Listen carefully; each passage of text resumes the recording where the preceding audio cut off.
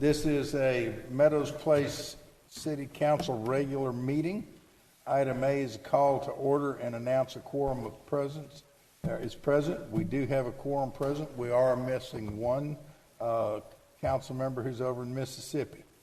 With that, we'll move on to item 1, Pledge of Allegiance, who's going to be led by Assistant Chief Ashton. I got it right 1 out of 2 times. And Lieutenant Adamus is going to lead us in our invocation. So if you would stand it. Got it. I pledge allegiance to the flag of the United States of America and to the republic for which it stands, one nation, under God, indivisible, with liberty and justice for all. Please remain standing.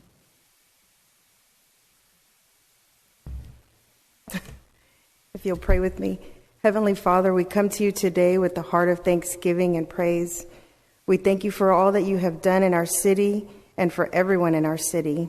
We ask for your guidance, wisdom, and courage to engage in a meaningful discussion that will embody your will. Father, we ask that you bless our community member, every community member, visitor, and employee that lives and serves in our community. We ask that you bless our first responders and that you keep them safe and out of harm's way. We ask for special prayers today, Father, for our sister at Missouri City PD, Officer Crystal Sepulveda. May she be a witness to your mighty healing hands, both physically and emotionally, as she begins her journey to be fully restored. Lord, bless us and keep us. Make your face shine upon us and be gracious to us. Lord, turn your face toward us and give us peace. And to you be all the glory and praise. In Jesus' name we pray. Amen. Thank you, Lieutenant. All right, we're moving on to item B, which is reports. And as usual, the police will lead us off with Chief Stewart giving us the report this evening. Chief, sorry about that. It's all right. I was only a captain for 17 years. So. Good evening, Mayor and Council. Thank you very much. As usual, we're going to start our report off with our number of accidents. Typically, you can see that this is about average. We had 10 accidents reported. We had 8 arrests. Calls for service was 1,901. Number of reports is 45. Traffic, we had 322 contacts with 776 charges. City ordinance violation citations issued were 2. Warnings for traffic were 94 with 141 charges. Warnings for city ordinance violation 12. Total activity count was 2,895. We didn't have any assaults this past month, which is good. We're down quite a bit. We had 1 burglary of motor vehicle, 2 burglary of business, 0 burglary of residence, 14 city ordinance contacts, and 2 of those were citations, as I previously mentioned. 1 criminal mischief, 0 frauds or robberies this month. Total house watch business checks, and this is all combined, is 1,902. Theft, we had 7. UUMV, we had 6, which is unauthorized use of motor vehicle, stolen vehicle. 4 of those coming from Vroom, and I'll put that in my report later on. TLC program, we're out there checking cars, making sure that people are locking up and hiding their valuables. We did make 28 have passed the inspection, with 11 failing, with 39 contacts. For the reporting period, you can see the city ordinance breakdown at the bottom there. Warnings issued with 4 for solicitors, 5 for loud noise at parties at various locations. And again, this is during the holiday month, let's not forget. We had 3 fireworks calls that no observed violations. Most of those calls were next to Houston, so we don't know if they were actually within the city. City ordinance, we had 1 citation for bandit signs. That was called an act of putting up the signs. We had 1 for illegal dumping. Seems like somebody sitting up there might have had something to do with that. We had 10 reportable accidents, and 0 were in the roundabouts, as we always try to point out if they were in the roundabouts or not. Okay, continuing on to additional notes.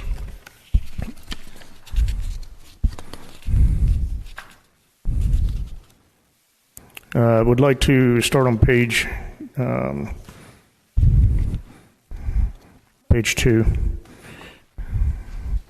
On the thefts, we did have 2 residential and 5 were in commercial.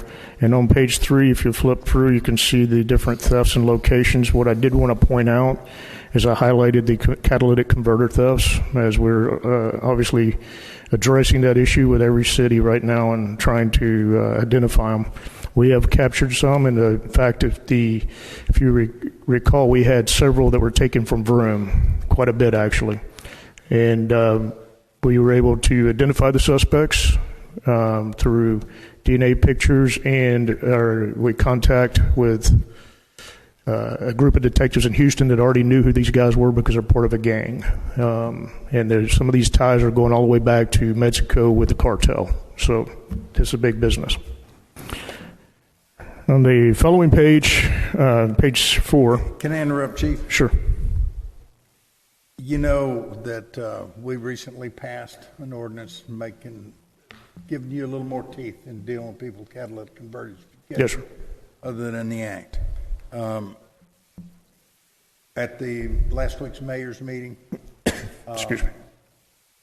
there was Stafford had just passed theirs the night before. Pleak is supposed to this week. Some of the other cities are. When you meet with the other police chiefs, could you remind them that we're doing this? Oh, absolutely. Yes, sir.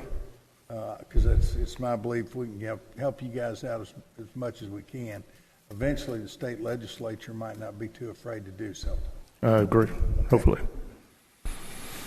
Continuing on page 6, I wanted to mention the UUMVs. They're down a couple from last month for the stolen vehicles, but the majority of those from last month as well came from Vroom, and that's why I wanted to mention the 4 commercial thefts here. Most of this is going to be something we're looking into as far as the keys are missing and then the vehicles are missing. They're not finding it until a month later. So we will we'll be looking into addressing that. So this month also on the same page, the flock safety alerts. If you can see, Councilman Kopczynski had asked for a breakdown per camera per location. And so that is in that box to your right.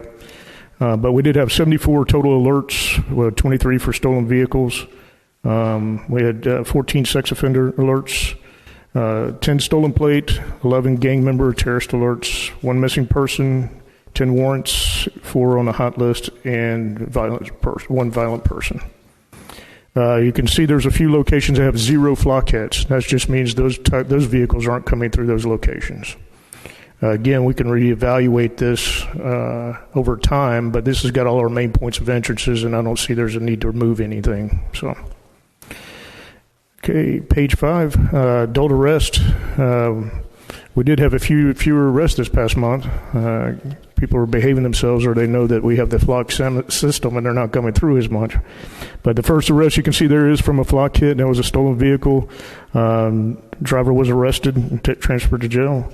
We had a criminal trespass. The next one would be warrant for out of other jurisdiction with possession of controlled substance methamphetamine. Another warrant out of other jurisdiction. We had a theft. It was an standard theft. Off-duty precinct 5 witness someone stealing something from Murphy and detained the subject until we arrived. That person was arrested. Again, another flock stolen vehicle hit where we arrested the driver. And then we had a flock hit out of this. We ended up getting a little bit more out of it. As you can see, it ended up with a possession of controlled substance heroin, fraudulent use and possession of identification, tampering with a government document. So the flock is actually generating a lot of other things, as you know, besides just the stolen. Next one is also a flock hit for stolen vehicle, and that was also an arrest that involved not only the stolen vehicle, but possession of a controlled substance, methamphetamine. And then finally on page 7, which is my additional notes, we're continuing, of course, with all the guidelines set forth for COVID. I know we've got a lot of discussion on that recently, and we do have had some officers out that are returning. So we're in good state right now. Mesa door access system is still being installed. It's about 75% complete. There are still a few other things that are outstanding, and we're working through that. Again, we are currently actively working to fill our 4 full-time positions that we have left and 1 part-time position. Officer Damian Duran, he's on board. Poor guy came here and within the first few days, COVID. So he's just now returning back in and on duty, and he's doing great. Filling our CID position, I did make a job offer yesterday, and I'm waiting for the return of that. We do have 2 more applicants that are in background currently and should be reviewed later this week to see if we're going to move forward. 4th of July celebration, we did do our after-action review. It turned out really good. There's lots of valuable information shared by all the concerned parties, and I think it worked out really, really well. And thank you, Mayor, for attending as well. New PD server is in place and it's been installed. So we're in good condition there. If you remember last time I had to report that we had a server down. That's always a bad thing to do. We're working on our external large evidence system container for right out here in front of City Hall. Primarily what's the hold up right now is finding one that looks decent. You know, we want to make sure that it's got some kind of curb appeal because the fact that they come up all beat up and tagged and most of the time. But we're looking forward to that. And the other thing that we found out is that the ones that we're looking at, the smaller ones, just aren't very popular, and they're just a little bit harder to find. The new vehicles, we also ordered those that y'all approved. They should be here in a couple of weeks. They're just getting upfitted right now. And our EOC repairs are complete. Rod has been a tremendous help on that, and we're just working right now to get everything back in order over there. And with that concludes my report. Chief, bring me up to date on the vehicles now they're being outfitted with. When you say outfitted, give me what Okay, does that mean? so these are not going to be patrol vehicles, as was mentioned. So these are going to be admin, but they still have to be outfitted with lights and siren and radio and the other equipment we need. We also have storage boxes in the back that are that lock up equipment, and that's all being installed. And so when they hit our house, they'll be ready to roll? They will be ready to roll. We will then decommission the other police vehicles for them to move to their new home in Parks and Public Works. But they'll have to be decommissioned first. No, I understand that, but I'm talking about for you. New ones will be here a couple of weeks, and they'll be ready to go. Okay, very good. Thank you, Chief. You bet. All right. Council, anybody have any questions for Chief? Not a question, but I did want to point out, I know that there's been a lot of talk about criminal activity going on all around, in and around Houston, and I know that some of the residents were a little concerned, but I did want to point out that we have had 0 burglary of residents and very few, criminal mischief. And so I just say that to say that you guys are around, you're doing your job, and I think people still know that Meadows Place is not a place to come to do their business. So No. I think you guys are just doing a great job. I just wanted to point that out. For the criminals that do know where we are, they do not come here anymore if they've already met us. Yeah. For the ones that do their crime here, they don't know they're in Meadows Place until they meet us. But we do keep that message out there. Thank you very much. Cameron's Appreciate working that. to increase that message out there right now. T, I agree with you. Thank you very, very much for bringing that up. It's something that's on everybody's mind, Sure. but it's a lot more on the minds of people that don't live here. Okay. Anybody else? Chief, thank you very much. Thank you very much. Appreciate it. Thank you, Mayor, Council. I do have one extra thing. At the after-action review for 4th of July, Colleen stressed the importance of the impact that you and your officers have out there, interspersing and mixing with the crowd and being there and having such a presence. I just think we should mention it here because it is. It's a great joy for me to see it. It was very. Colleen was impressed and recognizes the importance of it. And I just want to mention it in public. Yes, sir. Thank you. There are And thousands of followers. I wanted to mention something too, and I guess I should have done this during the report, but just real quickly, that was the largest attended event that we've had that I can recall, and I thought it was great. So I just wanted to mention that. Thanks, Chief. All right. We have Next up, Public Works. Mr. Roderick Haney, Director of Public Works, giving the report. Good evening, Mayor and Council. This quarterly public report will cover the period of April, May, and June of 2022.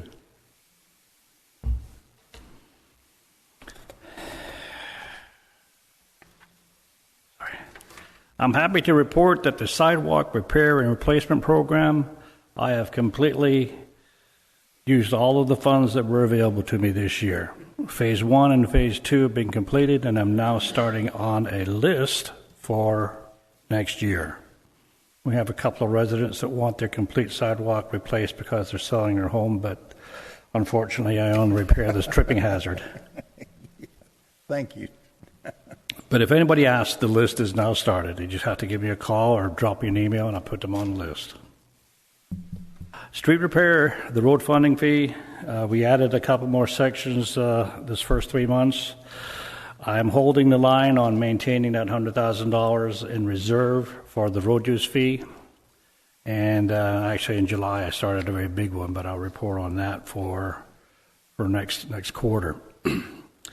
I'm using the road use fee as much as I possibly can and addressing any issues that are up and coming. The list that I was working on before, I don't know if I've said before, but was something that the mayor and the past director had created. I'm now on to new items. So I patrol the streets and check and make sure what needs to be repaired. And so if you see anything, just give me a call.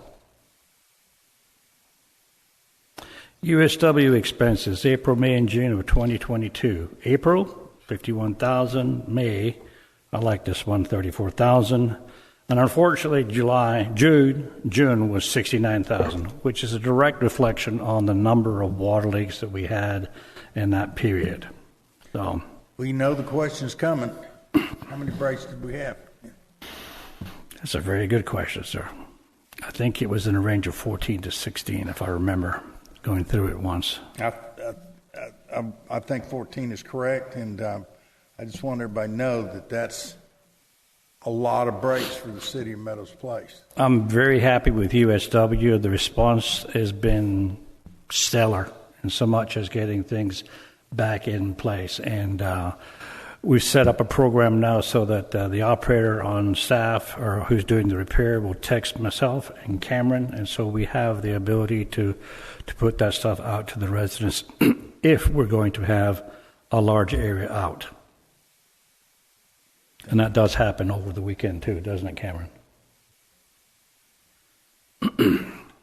Other repairs that have been done by USW and outside vendors. Happy to say that the Alsay repair on well number 3 has been completed, and I believe the total amount for that was $131,600, and that has been completed. And later in the agenda, you'll see the appropriate budget amendment for that. Well 3 being up and running, I have taken well 2 down, one of the booster pumps for a leak that's over there. During that period of 3 months, I completed the evaluation of the storm sewers, and I brought that to you during the budget. And the overall costs are anticipated to be around $400,000 to repair all of the storm sewers that drain into the bayou. We're going to complete one repair by the end of this year, and we'll do a second one next year, and we'll nibble away at that $400,000. Just one note, street signs were cleaned. That was a request by either a resident or might have been the mayor. Firehouse heaters have been delivered but not installed. We have found that 4 of them were in disrepair last winter, and I think we had a 16-week lead time, and so they've been delivered, but Swanson is working on the EOC tonight as we speak. They're not really missing a heater right now. No, at this point, no. But the first little bit of frost or chill down, they'll be looking for it. It keeps their equipment nice and warm. Meter readings improved. I have to say, I may have said before, but the system has been mastered by Anna Maria, and every time we do the reading at this point in time, we're less than 10 for rereads, which is absolutely terrific. When I first came here, it was in the 40s and 50s. So The flashing school sign has Wait a been... minute, I got to interrupt. That was one of the most frustrating items that I dealt with every month. It drove me crazy, Rod. And you tackled it, and you give all the credit to Anna Maria, and she does deserve a lot, and I grant that. But I appreciate that more than you know. That's designed to be an electronic system that takes care of 90% of it. Well, it does now. And I thank you very, very much. And I'm very proud of the way that system is functioning now. And you got a big hand in it. I just want to Thank you very much, sir. Appreciate it. The WPI, Waukesha Pierce, has ordered the 2 generators, one for the EOC and the second for the Water Plant 3. That was funded through ARPA money. And I don't know if you've noticed, but they've already been out there and done some site work. I believe they've done some trenching for conduit, and the small pad has been poured also. Where? At the EOC or Well 3? At Well 3. If you look behind the fence, you'll see a new pad there. Okay. It's Thank you. nice, white, and shiny. I missed it. When do you think those will be delivered?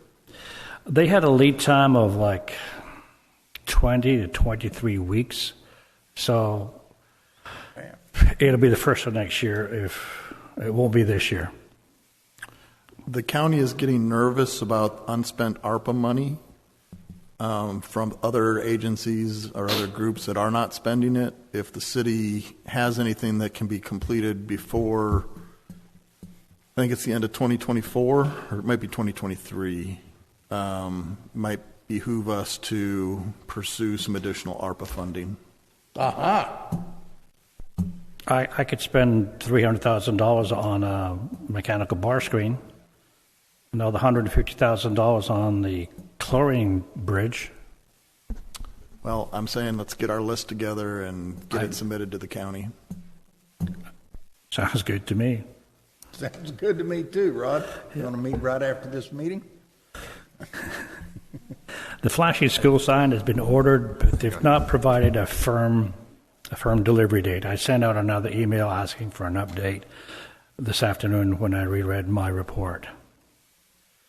Say, Swanson has started all of the AC units doing the service, and that's a quarterly service that's ongoing.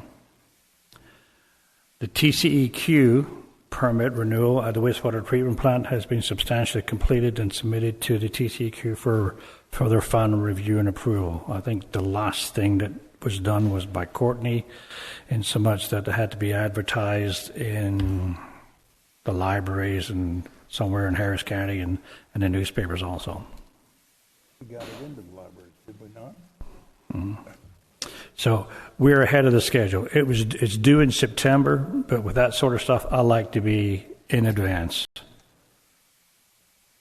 Number 10, the water plant number 2, it was just a maintenance item, replace an air compressor on the pressure vessel. Number 11. Excuse me just a second, Chief. I want to bring Cameron into this. Cameron posted up the water system video onto both our Facebook page and Instagram. It got a good run, and so there's a lot of people out there now that watched that video who know what that pressure vessel is now. That wouldn't have before, so I want to let you know that. Thank you. I've got Spring Klein Fence Company trying to repair the gate at the wastewater treatment plant. Before I got here, apparently somebody damaged it, or a contractor caught it and it's bent, and so every now and again it will stall and it'll back up and it jumps tracks, so it's a little bit of a maintenance issue. Hopefully I don't have to spend too much money to get it repaired. If there's any change to the gate code, can you let me know? Yes, sir. The gate code, there's that box beside it. It's got a code on it. Well, I'm talking the garage door openers, because we've got the scout flags that access that as well. The same. That's not changing. Okay. If it does, I'll let you know. We're still trying to get the gearbox for the traveling bridge repaired. That's a 24/6 issue.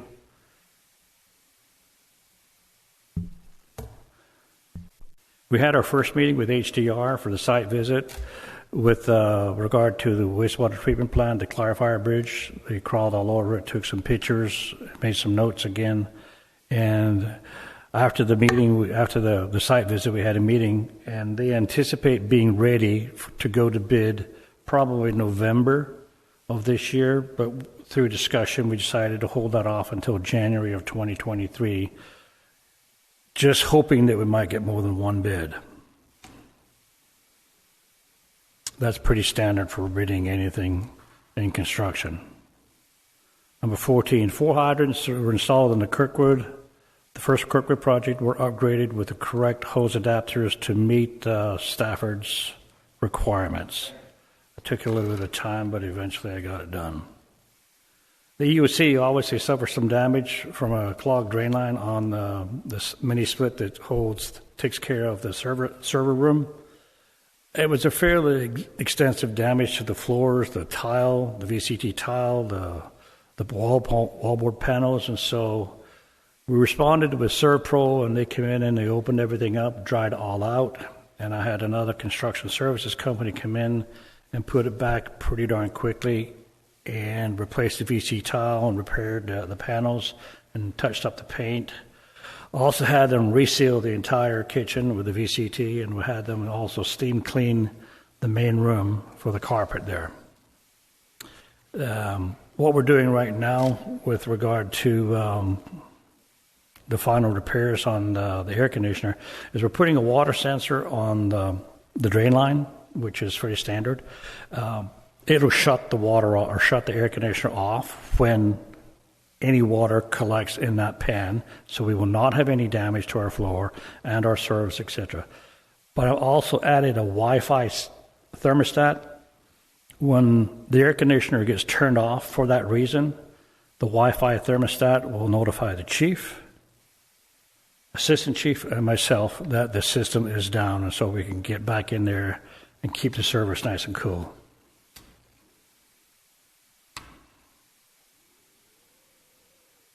We pulled service on the ice machine at the firehouse. I believe that was early in April.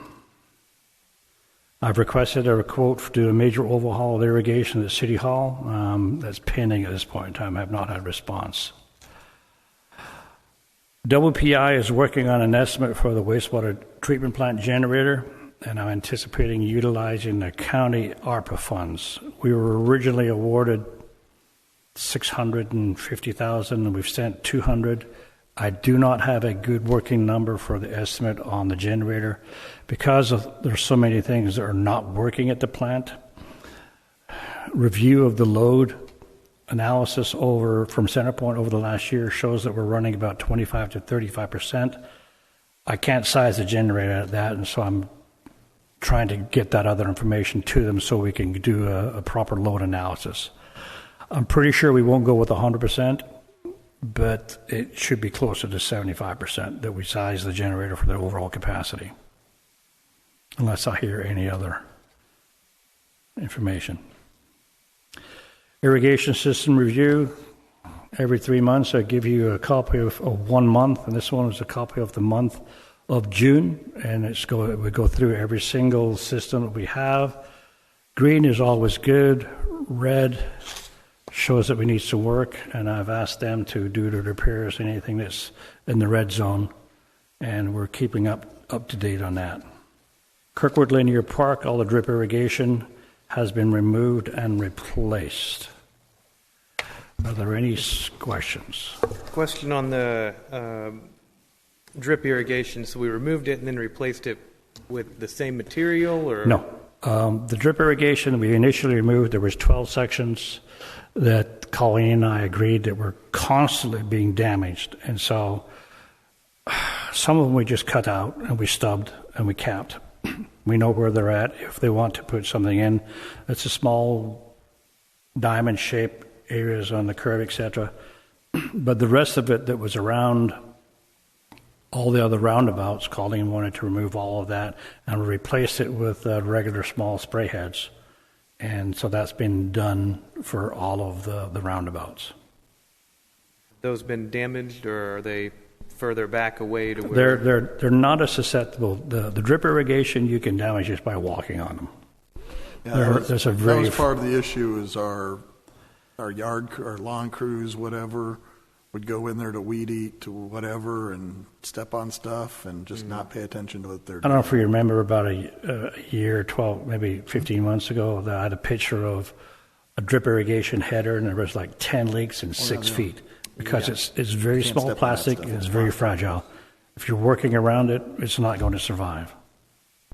Fair enough. Thank you. Any other questions?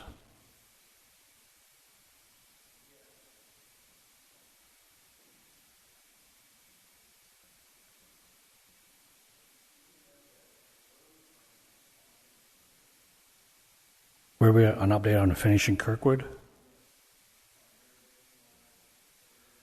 I believe that Colleen and I we've from the irrigation standpoint, we're finished. We've done everything that Colleen wants to get done, unless she's changed her mind.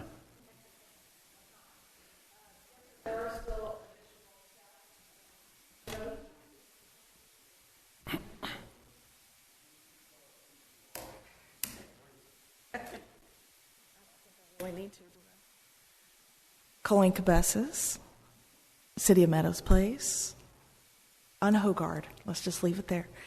Yes, sir. There's 2 more steps. We're actually working with Joe Salvita to come in and do the bull rock work, and that's the biggest part of the job right now, because once we took out the irrigation, it did leave a bit of a mess, and the intent is to where there was plant matter in those areas.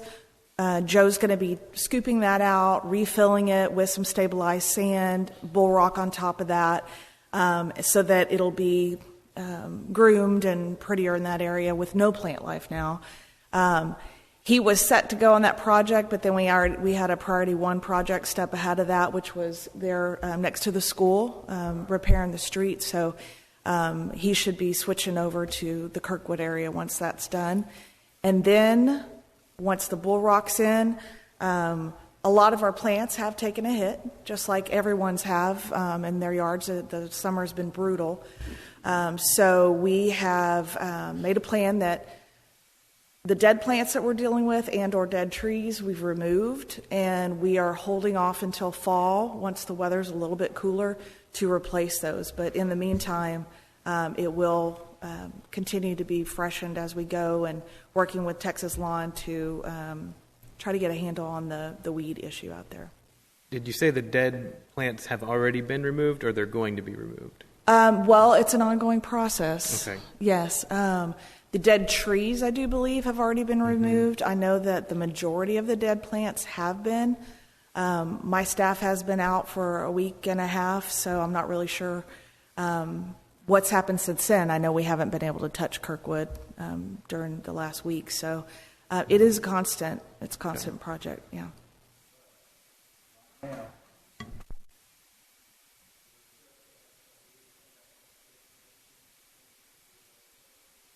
That is correct. And he'll start on that bull rock.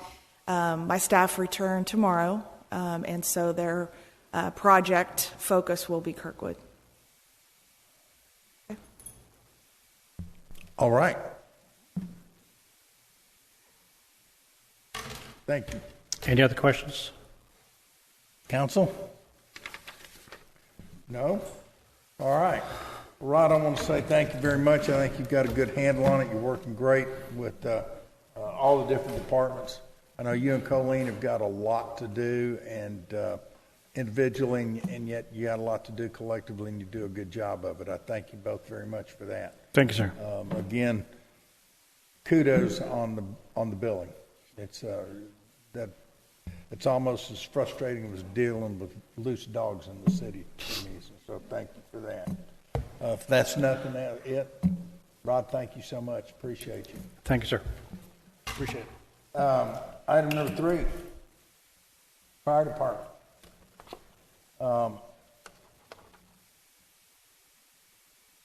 I appreciate you getting their stuff fixed up and looking after them. We have a good relationship with our Stafford Fire Department here in the city. We benefit, they benefit, and it works out very, very well. But we got to look after them. So I'm glad we've got heaters in, so when it gets cold, they'll be able to stay there. Been meeting with Chief DiCamillo at the After Action Review, who was here. He was part of that After Action Review. We had 46 incidents where they had to come in and respond. And I would like to say that mostly their EMS is the vast majority. That 26 were medical assist by the EMS crews. I saw EMS crew responding last night, and I happened to be coming in and followed them in. It was not very long for them to get there, and I certainly am glad of that. So, council, we got 46, and it comes from natural fire vegetation all the way to alarm system activation. But the report is in your thing, and I'm going to have to talk to Courtney about maybe writing this out a different way or taking something once we get it from them. I'll talk to you about it later. I like when we changed our report and it doesn't flow. And then, of course, this next thing is I get to hand this thing off in the city administrator's report. Thank you, Mayor. First things first, Council, just a reminder, we're going to be meeting again a week from today. Next Tuesday night, we've got some important items going on then, so we're hoping everybody can attend.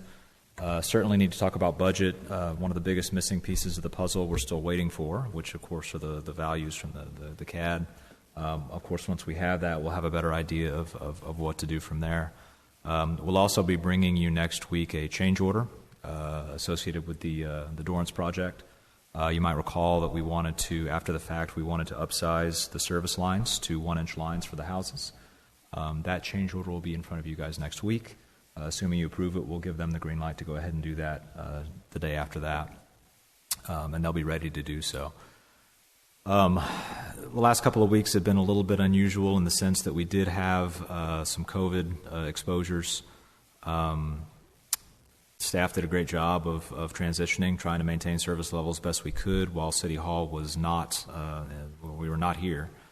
But I wanted to bring that up to bring up the fact that after some discussion, we are going to be modifying our COVID policy up here.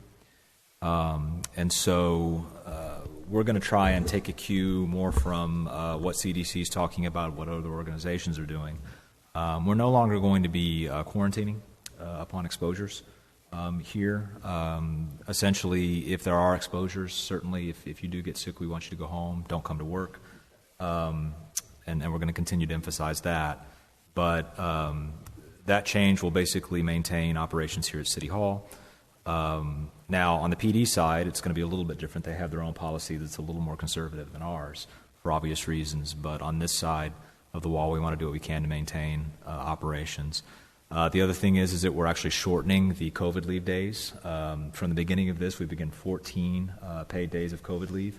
We're actually going to drop that down to 5, which is more in line with what CDC recommends, which is more in line with the reality of what we're actually seeing right now with our employees. And so we're making that change and wanted you to be aware of that. So the other thing Rod mentioned a little bit earlier, we did meet on site with HDR a few weeks ago at the wastewater treatment plant to talk about the design of that. They're doing a fine job working through that, but want to remind you that we fully expect that the implementation of this rehab is going to cost more than what we've gotten in the ARPA money. And so we're going to do everything we can to find other funding sources. If we can continue to partner with the county for more ARPA money, we would be happy to receive that. But just be prepared because the price tag on that is going to be more than what we're receiving. But those dollars are needed, and the rehab is certainly needed over at that plant. So, Mayor, that is all for tonight. That's it for tonight. That's enough. Those are good. One question, Nick, on is regarding the ARPA money. When is the supposed finish time on that? Would that fall into our timeline? It would still fall into that? Hope so. I mean, depends on what the county wants to do. Now, we haven't gotten that second lump sum of money. We have the first, but we don't have the second. But Certainly, once we have a better idea of estimated cost of construction, once HDR gives us that, we'll know in ballpark what we might need. But we've known from the beginning that the $1 million plus that we're getting is not going to cover the repairs that we need. And so that's one of the reasons why when we talk about going into next year and we talk about funding phase 2 of Dorrance, whenever it's time to talk about that, this year we really had 3 funding sources to go on. We had EDC, city money, and water and sewer. Moving forward, that water and sewer component really is going to kind of be off the table because we're really focusing on rehabbing the wastewater treatment plant. And so we knew that going in, and this rehabilitation is why that third funding source really isn't available for Dorrance when we do phase 2. So. So you're going to end on that down note of taking away a funding source? Our fund balance is strong. You guys have good money in the bank. There, thank you very much. I feel better. All right, moving on to mayor's comments. I'm going to keep it brief, but I've got a couple things that I did want to address, and one of them is Meadows Place personnel policy.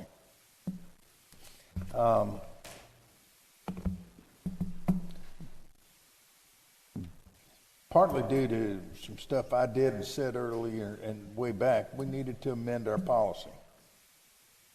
And I really do appreciate all the hard work that council is doing, but especially the staff, department heads did to make sure that Meadows Place is a fabulous place to work.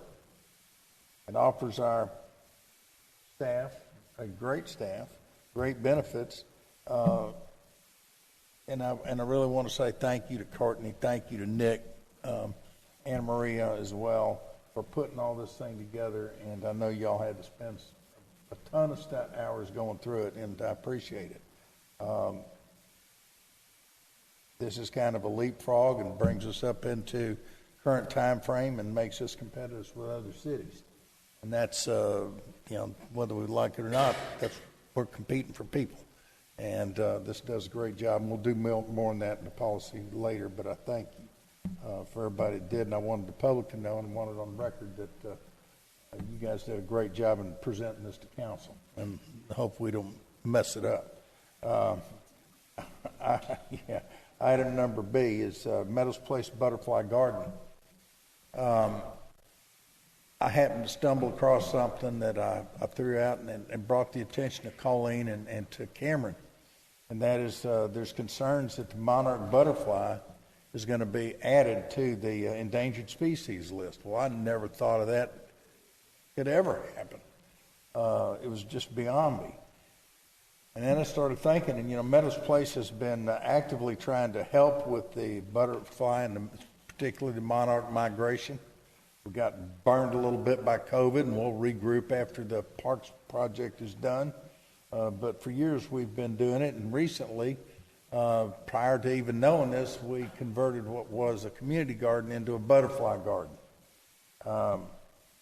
And Colleen, I want to thank you, and I want to JC, but also the rest of your staff who worked on that, because it looks great. And if you don't believe it, you go look at Cameron's video that he went out and made the day before this announcement was in.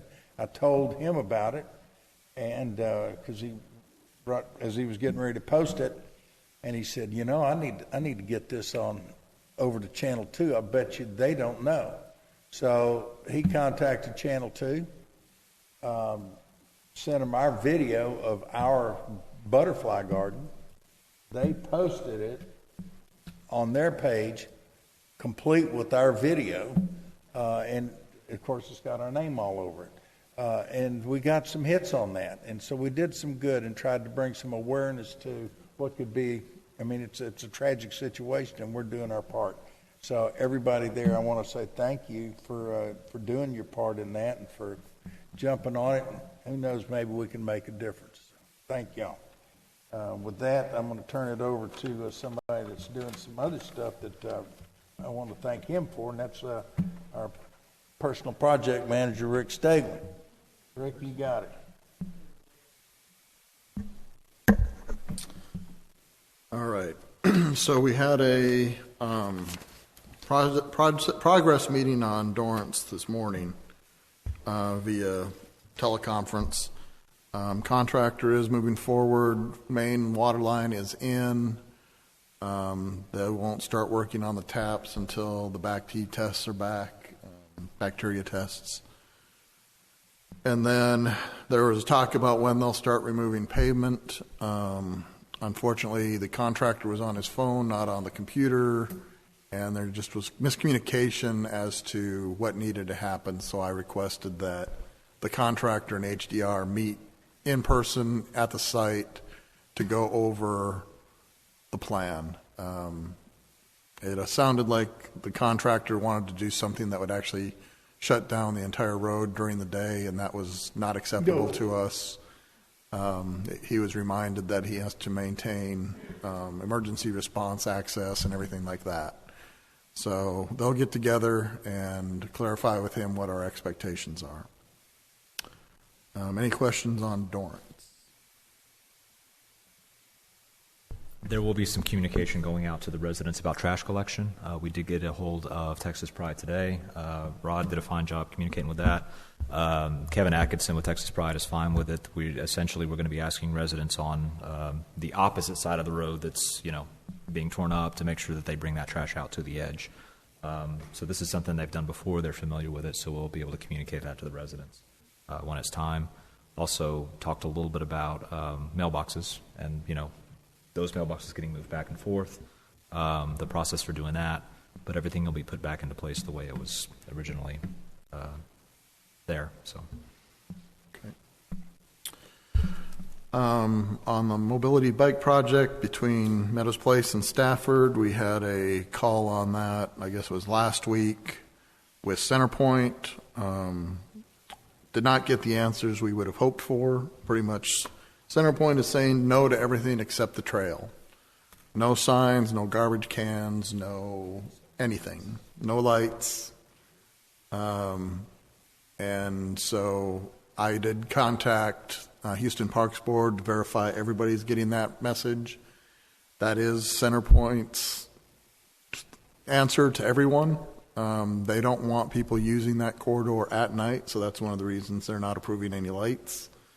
And at this point in time, they own the land, so we have to comply with their desires if we're going to be on their fee strip there. Beyond that, I have not seen any of the plans for the future pipeline that is going to come up through that corridor. There is a major additional gas line that's going to come up on the east side up against the bayou. That may move to the west side, is what I heard in that meeting, Rick. Was I wrong on that? I did not hear that. Yeah. Okay.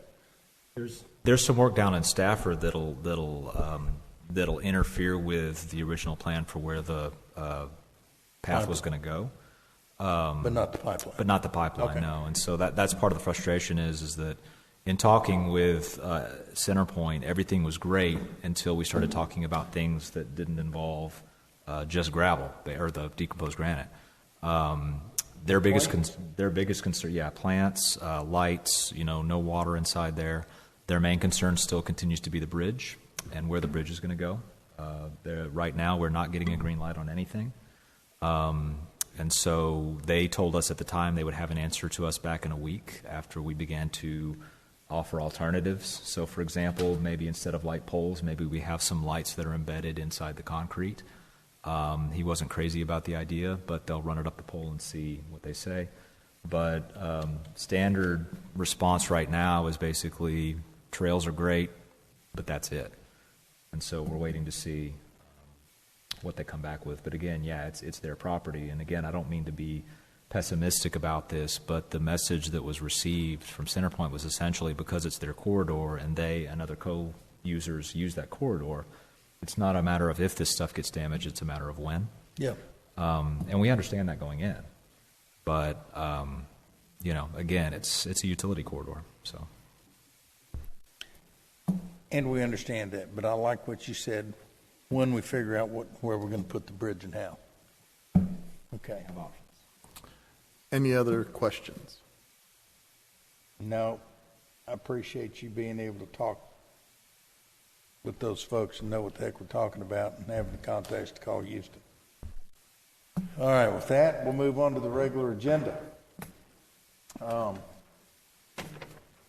Council item number 1, discussion consideration of ordinance 2022-38, authorizing and allowing under the act governing the Texas Municipal Retirement System, updated service credits and the cost of a living adjustment. And basically, this is updating our service credits for the retirement fund. Any questions on that? If not, I need a motion to move forward to 2022-38. Move to approve. Motion to approve by Kurt, Second. second by T. Any further discussion? All in favor? Aye. Any opposed? Motion carries unanimously. Item 2, discussion and consideration of resolution 2022-23, authorizing the mayor to sign agreement renewing and extending the banking depository services with Independent Financial Services for another 5 years for the city's depository and banking service. I've talked with everybody involved, and in our city, Courtney and Anna Maria primarily, they're both very satisfied with the banking arrangements that we have and want to stay with them. So we'd like to extend that. Do I have a motion to do that? I have a motion. Motion by Tia, Second. second by, y'all swapped, okay, second by Kurt. Any discussion? All in favor? Aye. Any opposed? That motion carries unanimously. Breathe easy. I know she will. I want to take a sidebar here. Anna Marie and I worked on that it was amazing what took place to get us into a new bank. And it took us 2 runs at getting bids, or RFPs, and had to call in some favors to get somebody to come talk to us. And we're thrilled with those folks right now. And well, I'll tell you what, I appreciate it, Council. You don't know how happy you just made Courtney and Anna Maria. Item number 3, discussion and consideration of resolution 2022-24, authorizing the mayor to sign an addendum with American Janitorial Service, increasing the community center event cleaning fee from $75 to $95. And the reason is because we're amending a contract and it has to go to council. Do I have a motion to amend this contract? Motion by Rick, second by Kelly. Any discussion? Is this just a pass-through cost to the Yes, this fee renter? is passed through to the renter. Do we need to update any of our policies for that, or any? Yes, Colleen's already updated the forms to go into effect after this was passed. Perfect. Thank you. And also, too, Mayor, we are looking at bringing a bid to you guys sooner rather than later on janitorial services. Next month? We're trying. So, yeah, we do need to bid this service. Well, he can non-commit quicker and smoother than just about anybody I know. I learned from the best, man. Man. All right, so we got that. Did we vote on that? No. All in favor? Aye. Any opposed? Okay. Motion carries unanimously. Item 4, discussion, consideration of ordinance 2022-39, adopting a new section titled Water and Sanitary Sewer Taps to the City of Meadows Place according to ordinances relating to water taps, sanitary sewer taps for new residence construction. That goes to here. Basically, Council, y'all have all got the summary. We've talked about this at length. We're talking about bringing additional residential irrigation meters, and the direction was given to provide the rules related when a 1-inch service line shall be required in order to replace smaller service lines that are in the vast majority of the homes and will remain there. However, we do want to add this new section to allow for a new 1-inch water line and a new 1-inch water type, a new 4-inch sanitary sewer tap and a new E-Series ultrasonic meter shall be required when, and there's 3 points here to discuss, upon construction of a new single-family residential homes on previously vacant lots. We got a couple? Yeah. 3 right now. I don't know what's going to happen on those. Upon construction of a new single-family residential home on lots where a structure previously stood, and upon reconstruction of existing homes that make improvements which exceed 50% of the value of the structure. Council, I would like to go ahead and take a motion to second, then let's discuss it. Do I have a motion for this? Motion. Motion by Tia. Second by Kelly. Okay, we have basically 3 items to discuss, and then anything else you want to throw out there. Would anybody would like to lead this discussion? Otherwise, we're going to go the way we are. I thought we had discussed that it didn't trigger on a refurb, just on a rebuild. I think we cut the discussion short Tuesday Somebody night. got hungry or tired or I something. got tired and said, we'll talk about it tomorrow. And we talked about it at the budget meeting, I thought. Yeah, I think the question is, and this is my fault, guys. I put this in here. These are basically triggers on what would require a 1-inch line. Obviously, on Dorrance right now, we're doing it for every house that is where new road's going in. But that third bullet, upon reconstruction of existing homes that make improvements that exceed 50% of the value, that's simply a trigger that we don't have to put in. Certainly, if you're doing reconstruction that exceeds 50% of the value, but you're not changing the number of fixtures, for example, perhaps it's not required. On the building code side, if Kevin, I talked to Kevin a little bit about this on another subject, and Kevin certainly is with BBG. with BBG, there are certain building codes that do have to come up to code with that trigger. So the real question is as we upconvert these 5/8 inches to 1-inch lines for existing homes, where should that threshold be? And so that's really a question for you guys. It's a policy question. And should it be included is the question. Right. Council? I don't think we should include that, the 50% of the value of the structure, because some folks doing that, they're not adding any additional fixtures to the home. They don't need additional water service.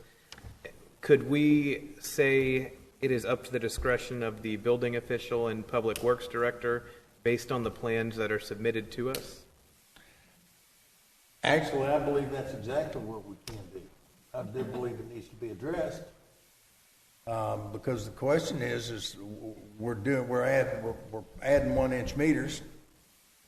Where do we do it? Do we want to do it on this? And if it's over 50%, and this is a world unfamiliar to me, okay? But if it's over 50%, then we've got that triggers several things, and it's just easy to keep remembering or add this to the list. Whereas this, if we don't, we kick it over to the building official. He's got to get with Rod, I'm assuming, and then they'll count the number of taps on it. I'm inclined, Kurt, to lean that way. It's going to mean that building official and all those folks are going to have to remember to do it instead of just being triggered by 50% of value. Mm-hmm. But that's part of their job, in my opinion. Council, anybody got any else? I agree with you. Okay, so if the mayor and one councilman feel it ought to go that way, can anybody else have any reason not to? Then can we change that language? Yeah. Can we pass this with the changed language? Yep. And I'm going to ask Kurt not to step in on this. So I got a motion down here to change Yes. and a second to change. So to be clear, the change would be to leave it up to the discretion of the building official upon reconstruction of an existing And Public Works Department. Yeah, and Public Works upon the reconstruction of a home. Do we want to have the 50%, or do we just want to say we've got to have some kind of threshold? Yeah, 50% is Okay. fine. So if it exceeds 50%, then we'll kick it to the Public Works Director and Building Official. for, Okay. for that determination. Yes. Okay. Okay, so I had a motion for that. All in favor of that? Any opposed? Great, that amendment carried. Yes. Now for the original motion, and Kurt? I'm gonna.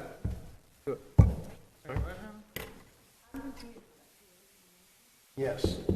The original motion was, No, we didn't. We No. voted on the amendment, yeah, they or voted on the changing of the language to item 3. You got So it? now they got to vote at the original as amended. Now we have to vote back on the original item. Your original item. Oh, we just amended it. With the change, we could have just said it would change. Withdraw, yes. Yeah. A motion was just amended to approve the ordinance As amended, yes, it would be easier. would that be easier on you? Because if you go back to the original motion, you're approving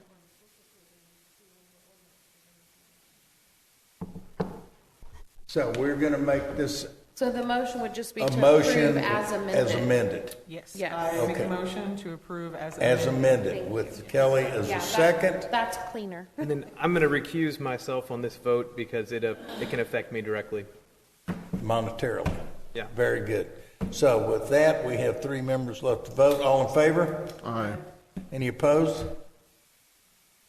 Hearing none, that motion carries unanimous. Thank you.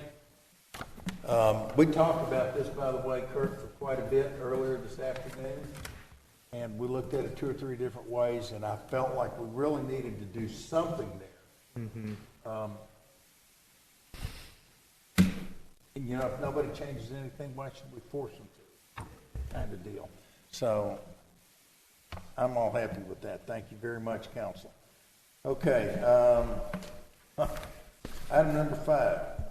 Discussion and consideration of ordinance 2022-40 amending the water and sewer rates by increasing rates 10% per year over 5 years to increase the water and sewer revenue. I'm going to read this summary because this is important, and I want it on the record, and I want the public to hear it for all those thousands of folks that are out there watching us. This proposal is to increase water, sewer, and surface water fees for residential and commercial users. Water and sewer-based consumption rates are to be increased 10% beginning 8/1/2022 for residential customers and be seen on the 8/25 billing.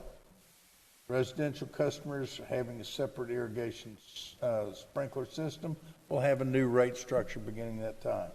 Also, water and sewer base and consumption rates are to be increased 10% beginning 8/1 for commercial rates within the city.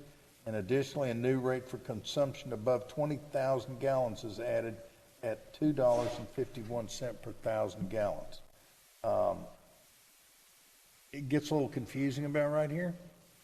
We've put together what we hope will be a way to simplify looking at it. Cameron's working on it, and we'll get together and get this out here real quick. Water and sewer-based consumption rates are to be increased by 5% for commercial customers outside the city. This affects Chuck E. Cheese and Northern Tool. City of Houston monthly sewer rates remain the same, and for all customers, the surface water fee will be increased from $2.18 to $2.25 for every 1,000 gallons of consumption. Council, that's the summary of the ordinance that we're requesting. We've talked about this at length, and it's time to act on it. Rod's back there bated breath. So do I have a motion to pass 2022-40? Motion by Rick, second by Tia. Any further discussion? All in favor? Any opposed? Motion carries unanimously. Sometimes things aren't fun. And our water bill's going to go up. Discussion and consideration, but did you have any figures on that? Looking at how much my bill will go up. Yep, I mean, you don't have, okay. Then no examples. Item 6, this is discussion in consideration ordinance 2022-41, amending the schedule of fees and updating fees for water service rates, sanitary sewer, surface water, water and sanitary sewer, residential irrigation water rates, special event, okay, we got that application, community center, and peddler solicitation application. Council, this is a schedule of fees that have to be done. Basically, we're going to be moving it up across the board in those areas, and we have a summary showing the single tap 1 meter will be $400 is what we're going to charge for the meter. Meter installation short $2,000. Long tap will be $2,400. Irrigation meter permit will be $100.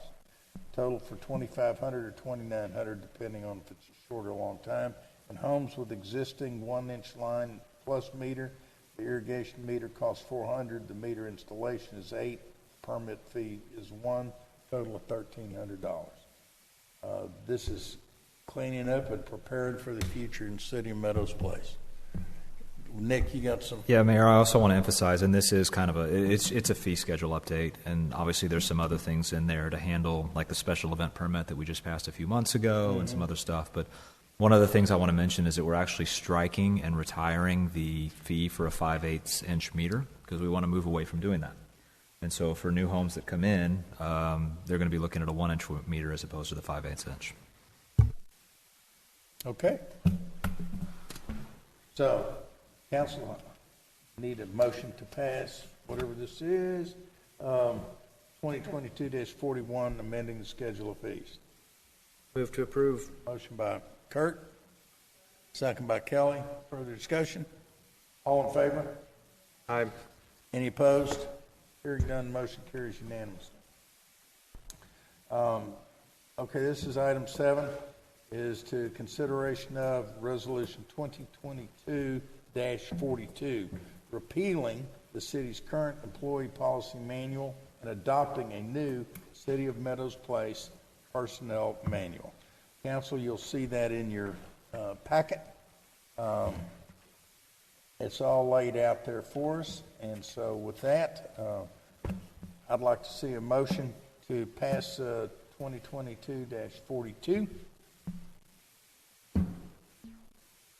Motion? Motion by Tia, thank you very much. Do I need to have a second? Okay. Kurt, second. Now, do we have any discussion at this point on the personnel matter? Okay. Well, I'm seeing a lot of changes that came out Monday. Has everyone reviewed them? I have not reviewed them in total. I've got some questions on some of them, and I think some of the things are require a pretty extensive discussion. So I don't know if you guys want to get into this in the weeds or... I feel like now is better than later. We're here, and I think this is the only big item that we're going to be discussing. If y'all are ready, I'd say let's jump on it. I think this is the time to do it. Mm-hmm. And so we've got Courtney is prepared and Nick is prepared. And so I think we go ahead. Ask away what your questions are, Rick. Well, let me get through the rest here, make sure I'm done with my Well, to buy Rick a little time here. So over the last, of course, staff got together. Well, first of all kudos to Courtney for beginning this process. This is not a amendment. This is a wholesale repeal and replace of the personnel policy, which is something that's been a goal of ours for quite some time. I will tell you that we did not reinvent the wheel. A lot of this came from other city policies. Staff has spent a lot of time talking with each other about it. Since that time, we did release the draft to you guys, and we got some feedback from some council members as well. We also spent quite a bit of time on the phone with our city attorney yesterday and vetted all that through the city attorney as well. That all generated a few changes that Courtney sent to you guys last night. We don't want anybody up here to feel pressured or like you have to take action tonight. We understand it's a big document. That said, we are prepared to discuss any and all changes to it. I did bring some of the bullet points that we've been asked, particularly of some of the council members. Some of these are questions that you guys simply have to talk to yourselves about or talk to each other about. They're policy decisions that we can't answer. And I've got some of those highlighted for tonight. But outside of that, we'll do our best to workshop this with you. Now, keep in mind, we do have a meeting on, August 2nd? Yeah, next week. So it's not putting it off forever. Yeah. But if we can nail out some of this stuff, I think we need to. Right. So the whole thing that started this, the discussion of a 980 schedule, I didn't have any concerns with that. Did any of the other council members? Okay.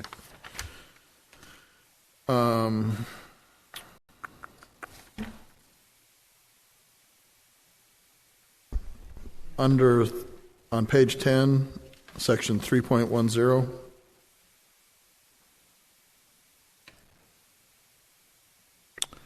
Page on.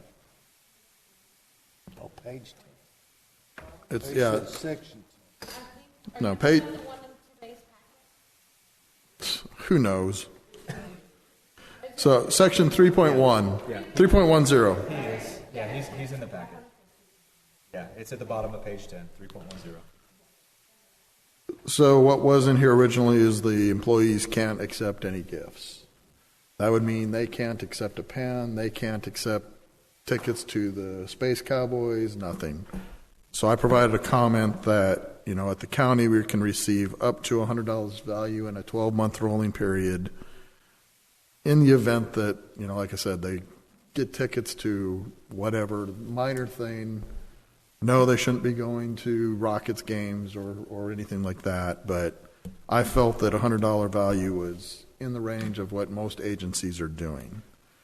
Now, the comment I have is the first sentence says an employee is prohibited from soliciting, accepting, whatever, and then we say they can have up to $100 value. So I think that language needs to be cleaned up.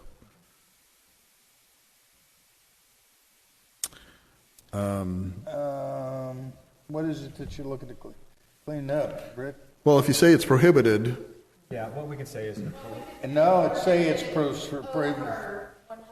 Let me finish here. It says prohibited from soliciting, accepting or agreeing. accepting, or agreeing. As You soon can't as, accept. all right. And as soon as they accept a pen, they're done. Conflict. yeah, so we could just put an exception, except for value. Yeah, move it up.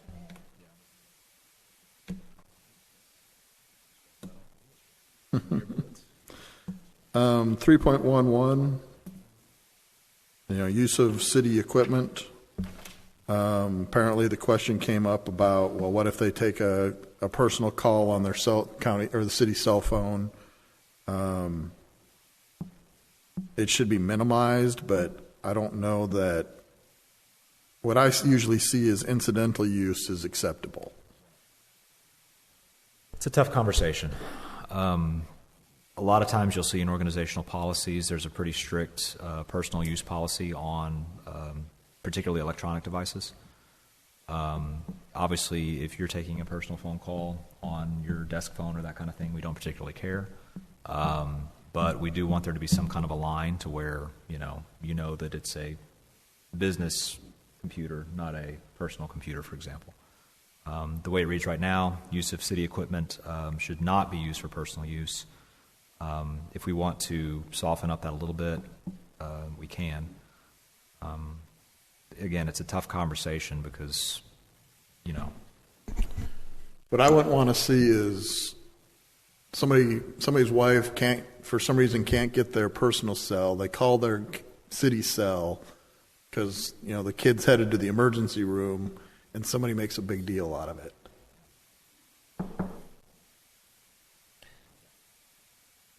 we also have to keep in mind that as city employees, everything we do on those things is subject to open records. That's the whole key. And that's something we preach. But at the same time, we're not going to be draconian about this. We're not going to be, so. We can say that. We don't know how future people are going to interpret it. Yeah. It's all about the interpretation. So I'm not saying it has to change. I just wanted to bring it up for discussion with the group. So do we just want to say I would say personal use should be limited Well, I would say, that it's not for personal use, incidental use is acceptable or something like that. I like the term incidental use because there's a situation just exactly like you said has come up. Mm-hmm.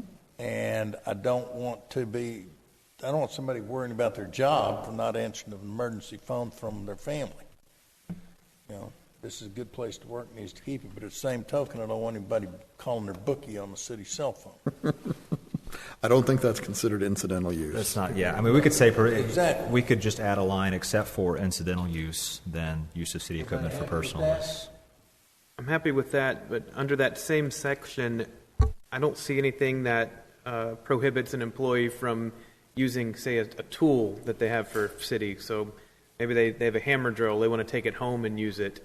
Well, that's kind of right here, where we said use of city equipment, including wireless communications, should not be used for personal use. That would So have covered that's it. any city equipment then? Yeah, any Okay. city equipment. Yeah. It just, Yeah. that whole paragraph talked about it.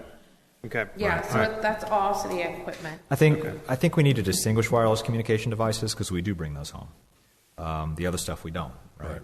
So we want to emphasize that, your work phone is going to go home with you and it's going to sit on your nightstand, that kind of thing. So Yeah. Don't use the city pickup to go to Lowe's on the Right. weekend for your personal use. Right, Yeah. and don't bring a chainsaw home to cut down your own tree. Right. exactly. Not that I know that's oddly specific, but I'm just saying don't do that. 5.4.4. Last sentence, we still need one more space, inclement weather. Point 4.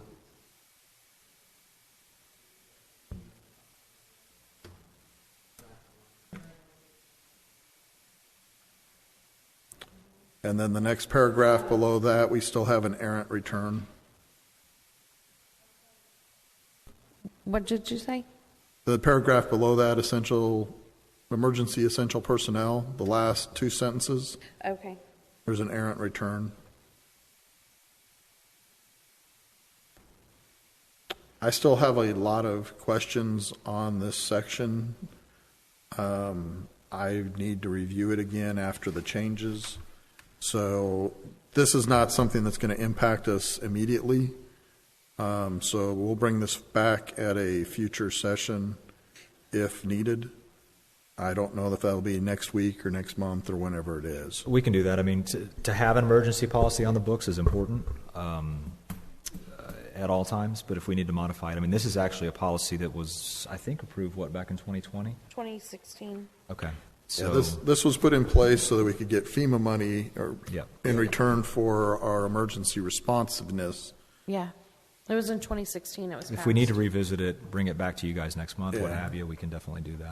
To me, there was just, it talked in circles. Well, and it was Probably just using FEMA rewritten for FEMA regulations. So, and Anna Maria isn't here to explain it. She's the one who pretty much rewrote that, I think. Her Right, and right. Chief Ashton. Well, and the reason it was written in circles may have been to meet the FEMA regulations. Yes. Yes, Yes, it definitely. that's what's through my head. Well, it's probably written right. Well, Rick, you did have a question about public health emergency pandemic work schedules and some of the timeframes on those. That's on 2 pages back. Yep. So I'm getting that. It's on Okay. page 20. So 5.4.5, I still need to review all these changes. This is another one that I felt went in circles. There's been a lot of changes, so maybe it's been addressed. I just need some time to digest it. We've learned a lot through the last 2 years of COVID, and how we respond now is not the way we responded in the beginning, so just to make sure that that falls in line, and that includes the schedule.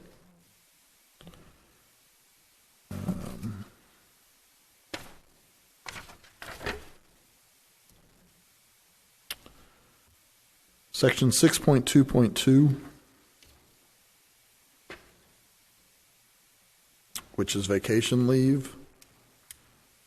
I have a little heartburn with the employees getting the full credit at the beginning of the year, because if they take their 2 weeks in December and then leave in January, I think there should be some clawback on that time.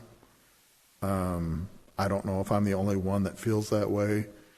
I wouldn't worry about fixing it now. Just think about it, and we can address it going forward. Yeah. Also, just so you know, current policy, if they hadn't used that leave and they leave in January, they're going to be paid for that leave anyways. I understand. Okay. I'm used to an accrual method. I'm not used to here's a lump sum batch of it. Accrual. Okay. I think Nick and I were thinking. We've gone around and around and around on the accrual method. It's a pain to keep up with. I understand that.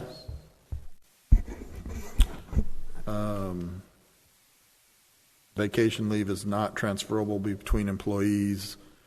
I understand that. I just wanted, in the event that of a sickness and there's not enough sick time to go around, sometimes people will want to donate vacation time as well. Probably not here because we cap the vacation. Usually the donated vacation time is more for an agency that doesn't cap the vacation. People will end up with 5 months of vacation and they'd be willing to donate it. So it's probably not a big deal here. 6.3.2 D. I don't know. I didn't realize that we were paying out sick leave. And I'm not aware of too many people that do that. And so, to me, I think that's something we need to follow up with and discuss going forward as well. But I might be the lone voice in the wilderness on that one. So what he's talking about is item D. So yeah, we do ratchet it down. So if an employee leaves the city, whether it's termination or takes another job or retires, they do get paid for whatever vacation time they have on the books. Rick is correct. Because we don't accrue vacation pay period by pay period, you get the full amount on October 1st, and so you can use the full amount on October 1st. That also means that if you retire on October 2nd, you do get the full vacation amount that you were allotted the day prior. With sick, we ratchet that down to 25%. And so you get paid out if you leave, not 100% of your sick leave, but 25% of that. That's the way the policy is written right now. I don't know how long it's been like that.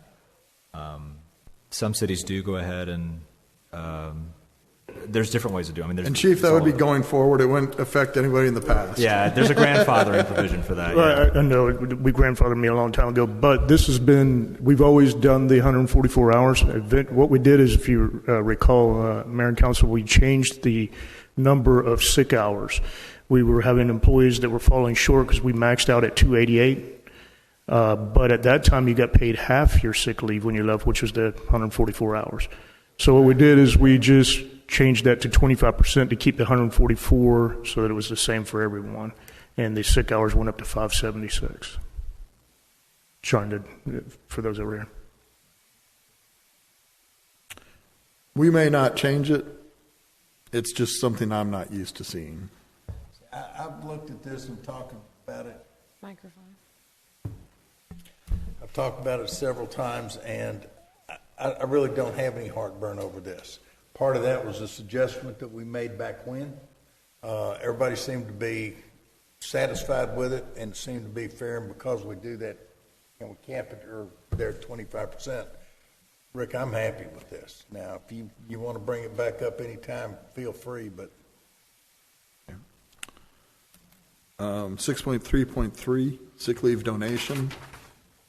At the county, we've got a pool, and you donate to the pool, not to the individual. The reason I bring that up is it can become a popularity contest. If the person is liked, people donate to them. If the person is not liked, they don't. And that way you might be better off going into a pool. Or maybe you can be nice to your fellow employees. Courtney, do you want to talk about the change that we made? We did add in here that since we currently donate to an employee, if more is donated than is used, we will put that in a pool, and then the next person who requests time, we will pull from that before requesting staff to donate again. Right.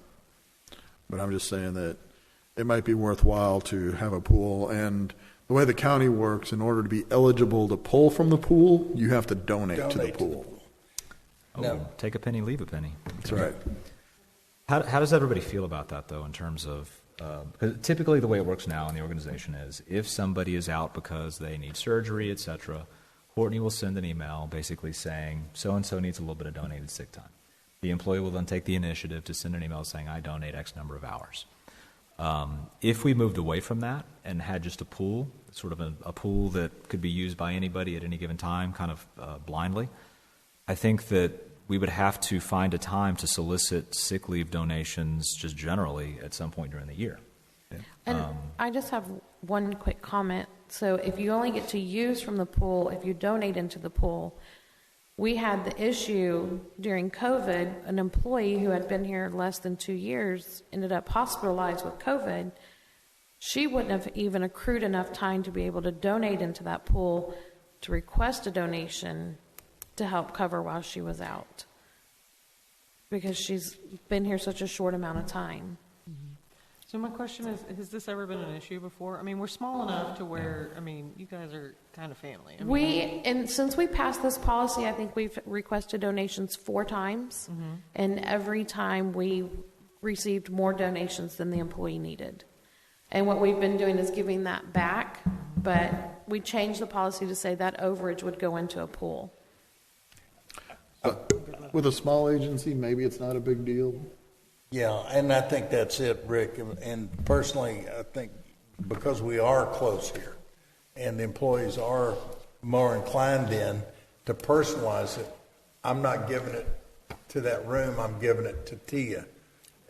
And one more thing that we just thought of when we were discussing this with the mayor this afternoon, we do want to add a line in here that those who donate, it will be kept confidential, because we don't want the employee who requested donations to come back and say, I want a list of who donated to me. Is there any way to put a thing in there saying an employee will not go around soliciting and requesting loan time? We could put that. I mean, if you want us to add it, we can I add do, it. I want that added. So we can add a sentence saying employees shall not solicit sick time, and we can also add a line saying that it's an anonymous donation. Yes. Okay. Please do that. Okay. just for clarification, you're saying everything's just going to kind of go through Courtney or somebody? Yes. You're just not going around asking everybody? Courtney is your HR officer, Yeah. and so she One will. point of contact. Current policy is they contact me that they need the hours. I send an email out. Employees who want to donate complete a form. It's signed off by the employee and their supervisor. I do all of the conversions and donations. Drug testing, various. I don't see in here where we prescribe what. Where you at, Rick? 8.3. Thank you. Bottom of page 33. Just had it right. Page 33. And basically, this and the next several sections talk about drug testing. I don't see in here where there's a specific, I guess, punishment. And so I just have a question of, is it the city manager? Is it the supervisor? Is it, who determines what the punishment is if they pop positive?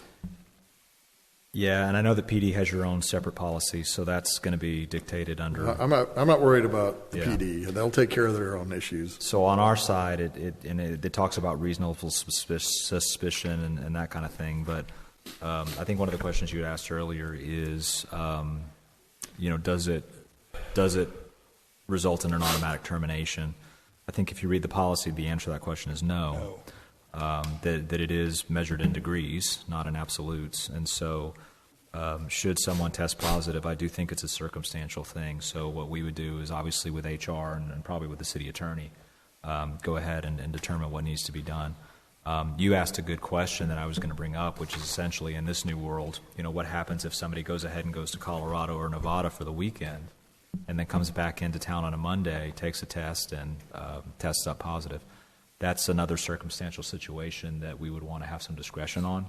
And so there is no cause and effect I want to see the list in ticket. here.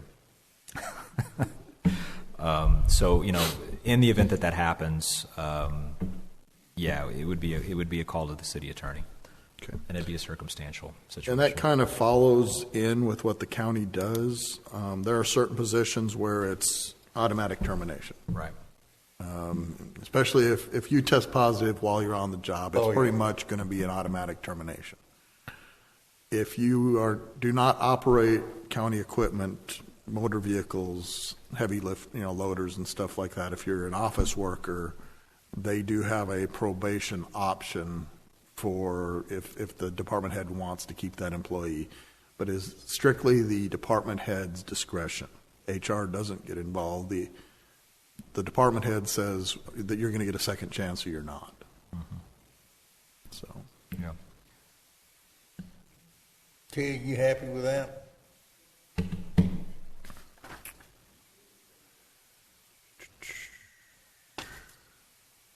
Okay.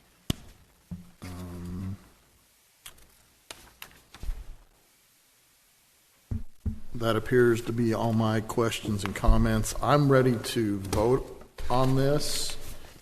Just be aware that I may bring a few of those sections back. Yeah, and we definitely put it back up. I mean, this is a living document that will continue to be modified, and, we're dealing with stuff that we didn't deal with years ago. Did I bring up anything that the other council members feel we need to address now before passing this? There's a few others, yeah. Kurt, there you want to were- go? Nick and Courtney, thank you all for answering a lot yesterday for me. So 3.6, back on, now looking at page 8. So City Hall hours, we were going to be extending, currently, it's 9 to 4, is that correct? We were able to go 8:30 to 4. Is it possible to go to 8:30 to 4:30? I think that's fine. Would our staff, I want to make sure our staff's okay with that, but I also, Well, we I get- currently close, we close City Hall at 4 and leave at 4:30 now, so closing at 4:30, leaving at 5. Sorry, closing at 4:30, leaving at 5 leaves them the same amount of time to close. okay. So I think closing at 4:30 is fine. Nick, do you agree? Yeah, that's fine. I mean, it really depends on how long it takes the folks up front to close out, close basically. out. And We used to have a full hour because it allows them to check emails and stuff.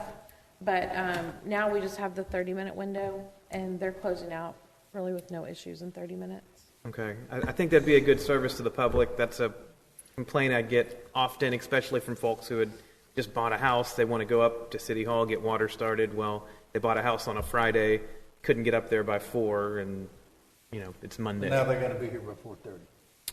And honestly, that 30 minutes is helpful. If people And can I'm get not off work gonna at say 4 it's and not- get here at 4:15, and I do want to give you a little history. That was a huge discussion when we went from 8 to 5 to 9 to 4. And we all sat here in council having heartburn. And I sat down with Mark McGrath, and he closed the door because Mark's kind of nervous about that kind of stuff, and he's sensitive to it. And we kicked it around and finally decided to do it, and we would watch and monitor and see what kind of pushback we got. And if we needed to, we'd change our mind. Nothing. I mean, crickets. We were shocked. We don't have many that come after 4, but a lot of times if they come knocking on the door, the clerks will go out there and let them in. and I know sometimes it's folks pulling permits, and, I was at the office at 8 o'clock, but they didn't open till 9, so I just sat in the parking lot for an hour. And a lot of times they come in here planning to have, and then they have to go. So the hours changing will, I think, be helpful. So, Courtney, you're going to have to make that call because those clerks are going to have to close out. It'll be fine. Okay. But So- also still permits, new water service, a lot of that can all be done online and through email now. They don't have to come in. we can do this. I mean, we can shift it from 8:30 to 4:30, and if we're up against the clock and we're having problems, we'll let you know. Perfect. But I yeah, don't if we wanna wanna upset the change- staff, but if we can provide a better service to the public, Yeah. awesome. Absolutely. So, Courtney, top of page 8, we'll just change 8:30 Yeah, I have it. to 4:30. So another item, 6.4 on page 29, maternity leave. So first, I'm grateful to hear that we have, wait, hold on, here we go. Well, we have to give the 12, but for Full-time employees shall be eligible for 3 days off with pay for a birth in their immediate family. I don't think 3 days is up with the standard right now. If my wife just had a baby and I had to go back to work on day 4, No, we're talking about family as well. well, but Like your brother. it says immediate family.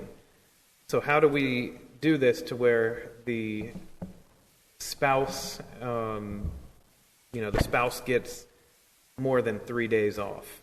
I think if council's wanting to give more paid time, we just add another bullet here specifying, page 29, specifying that if it is an employee who's actually giving birth, how much time do they give? And if it's an employee whose significant other is giving birth, how much time do they get? We just need to clarify that with whatever council wants to put in there. So right now, we have, for the employee having the baby, there's no paid, They use their sick and vacation. so that they would use that, which, what do you start off with when you first start here? You get 1 week? You don't accrue any vacation until you've been here 6 months, and you get 1 week at your 6-month anniversary. Then at 1 year, you get your 2 weeks, and sick time accrues 8 hours per month. So you don't get sick leave till you've completed your first month of employment. So yes, technically, if you're reading the policy, if you get here in January and you have a baby in March, you're at the mercy of your coworkers to donate to you. Otherwise, you get 3 days. Dang. Yeah, which I agree we need to look at and ask you guys, for somebody who's been here 2 months or for somebody who's been here 20 years, what's the right number for when you have a baby? And so right now, yes, full-time employees should be eligible for 3 days off with pay. Outside of that, you're taking your own paid time off. If we want to extend that as a benefit that's not counted against your paid time off, now's our chance to do that. Well, I think I'd want to know what's the standard with other cities before we commit to anything. I don't know. Yeah, honestly, this is the first city I've experienced where we give anything outside of your regular paid time off. Yeah, I've never experienced a city that has paid maternity or I mean, when I paternity took, leave. for my kids, I took 2 weeks sick time every time. I had to use my own leave for all three And I of was my lucky to have kids. it, but now, not to say I'm not to say that we shouldn't. I'm just Yeah. I've seen this a lot on the private side, but not a lot on the public side. So I would be curious, if what other cities are doing. We can definitely look into that and report back to y'all next week. Yeah. That'd be helpful. I mean, I'm inclined to say, yes, we should do something. We're, like it was said earlier, we're like a family here. So you're talking about paternity leave. Maternity and paternity. Okay. Right. Yeah, I'm not the one to ask. Well, and while you're at it, you might as well throw in adoption. Yeah, review absolutely. it. Oh, absolutely, you're right. 100%. I agree with that. Yeah. So let's see what other cities are doing, and we can take it up with the other possible changes. Okay, we'll look into that. And even if other cities are doing nothing, or most are doing nothing, I think we should still do something. That's my opinion. That's definitely up to council. Well, I mean, and I don't mind what are other cities doing, and then what's the private sector doing. I don't mind. Private sector- I don't mind hearing from about what the private sector is doing either. Private sector has absolutely increased it a lot over the last few years. And Well, I'll tell you, we didn't have a policy, especially for paternity, at all. There was no pay, and we just updated it 2 weeks ago. So all this time, we have never had a policy in place for it, but we do now. So people are starting to update it. There are a lot more companies that are doing it. But there's still some that don't have it. Well, I'm glad that we're discussing it. Rick, I think that's, including adoption into that, absolutely something that should be done. How many days? I agree. Again, I don't know, particularly on the paternity side. However, I think Nick or somebody gave an example in our discussion where it was really a good thing that they had it. So I don't know. You're never going to hit it right, but Well, I think How do we do If the this? city gives any amount of paid time, then they can still fall back on their sick vacation leave. Absolutely. I think staff would appreciate any paid time. Well, right now we're giving 5 if you've got COVID. So Yeah, and I don't know of too many pregnant people that change jobs 2 months before they give birth because that is a dicey thing to do. Well, you could state that they have to be employed a minimum No, of a year. I'm not saying that we would deny it. I'm just saying that people that I know that Well, are you ain't pregnant, woofing. they are not changing jobs until after that baby is born. You're very true. Don't. And then if they bring them in, well, we yeah, don't care. and same thing I imagine goes for the spouse. But I mean, if you guys want to look at having some kind of a paid time off just for the birth of a child or the adoption of a child, we can definitely put that in there. Yes. So we're giving 3 right now, We're giving 3 right now. And we but can, it's just to the person having the baby. It's For birth in any their. It's a yeah. birth in their immediate family. Yeah, So basically, when my daughter-in-law had a baby, I get 3 days. right. And it's, yeah, we definitely need a line for the mom or the, Yeah, I'm not- Oh, yeah, the spouse. specify for the Yeah. person giving birth. So is that something we can bring back up on Yeah. August 2nd? Well, we can bring this up to policy. Anytime. anytime, yeah, at any time. Yeah, I mean, we can bring it back anytime. I mean, but 3 we can- days is the way it stands now, but if we want to modify it later, we can do it whatever. And we'll look and see what other cities do and see what other organizations do for sure. Thank you. I'm tempted I don't believe we have any pregnant employees right now. Not that I'm aware aware of. of. So, I mean, there's nobody giving And I'm not birth. There's, asking. there's nobody giving birth in the next month. Correct. So, I mean, I think maybe bring us back the information for the August meeting, and then we can consider it at the August council meeting.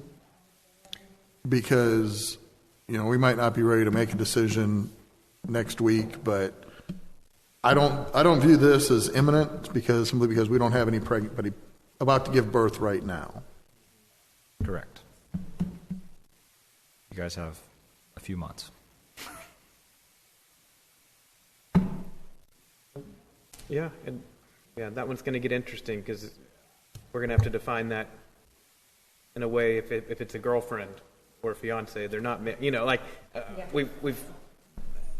Yeah, I'll let you guys work that one out. But Well, I if wanna if it's your child, then the girlfriend, fine, but that could get real dicey. yeah, I want to make sure we're being fair to everyone. Okay, where are we at? That's everything on my list from you guys. Anything else? We Yeah. covered the ones that I had. Yeah, I want to emphasize again, this is something we're going to revisit time and time and time again. It's just, that's what we do with personnel policies. You have to keep up with the times. Okay, hold on. Okay, let me get back over in front. We got a motion, we got a second. We've had some discussion on some things that we're going to bring back and look at. So, No changes on the current document, or are you changing that time on City Hall? So, okay. So the motion did not include any amendments. so who made the motion? So Tia, do you want to amend your motion to include the?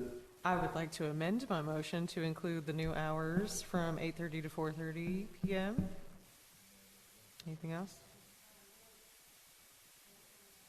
Yes, she's looking for other changes. Oh, yeah. Yeah, there was the time, the typos. Typos I can fix without. But we were adding in the sick leave donation that the employee cannot solicit Yes. and the donations will be confidential. And I think that was the only ones I had to change right now. Yes. Okay. All of those, include all Yep. of those. in my- Okay. And who is the second? Kurt. Kurt, do you accept those amendments? Okay, Thank we got a re-amend and a re-second. All in favor? Aye. Any opposed? That carries unanimously. Man, has had a lot of work just got taking place. Thank right you there. very much. Yes, absolutely, Council, y'all know. Okay, now we're going to go through some budget. I just want to point out that the 980 schedules will not take effect till October 1st, so the new hours will not take effect till October 1st. So, now we've got some budget amendments. Discussion, consideration of ordinance 2022-43, amending this general budget for October 21 to September 30, 22, in the amount not to exceed $26,400 from the general fund balance for fuel, and for the increased cost of fuel for city vehicles and equipment. I skipped all the numbers. So moved. Motion by Rick. Second by Kurt. Any discussion? All in favor? Aye. Motion carries unanimously. Another budget amendment is discussion, consideration ordinance 2022-44, amending the general fund budget for fiscal year of this ending September 30th, 2022, in the amount not to exceed $30,000 from the general fund balance to line item 100060, 58,000, parks capital improvement for parks projects. Colleen, would you step up and tell us what this 30 grant's for, since you're here?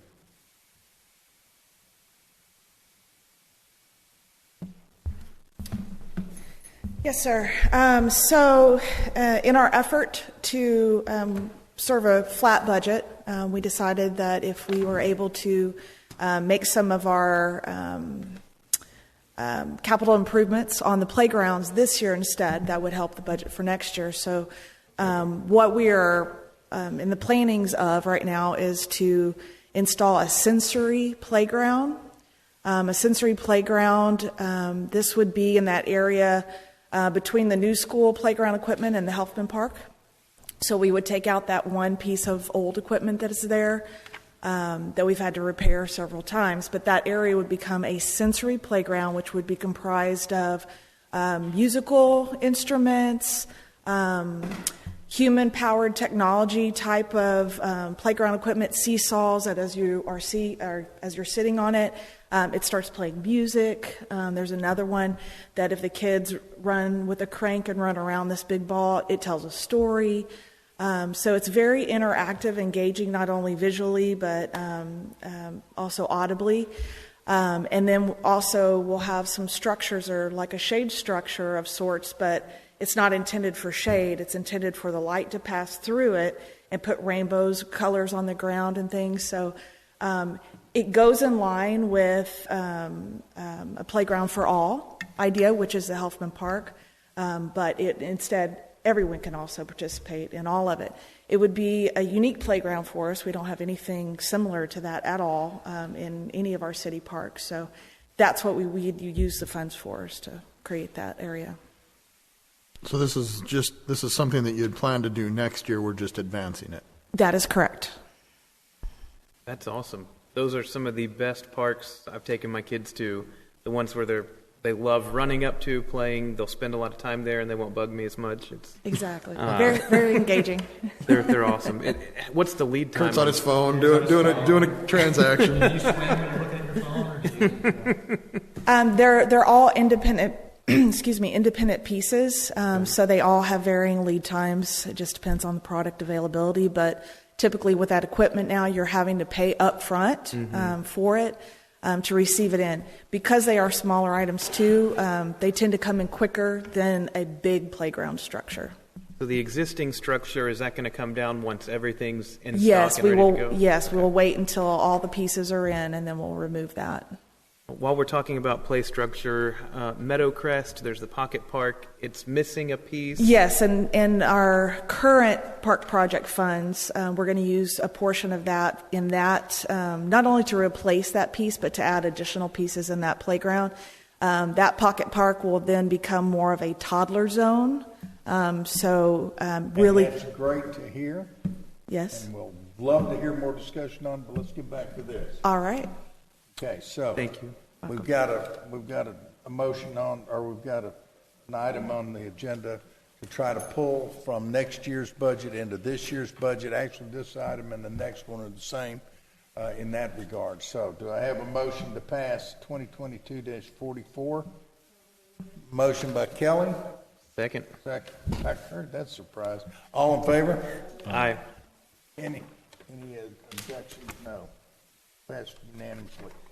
On item 10, this was part of the budget discussion, as you recall, to try to move some funding around into this year. So item 10 is discussion of ordinance 2022-45, amending the general fund budget for this year in the amount of $36,000 from the general fund balance over the line item 100-060-56001, mowing and landscaping, for annual tree trimming.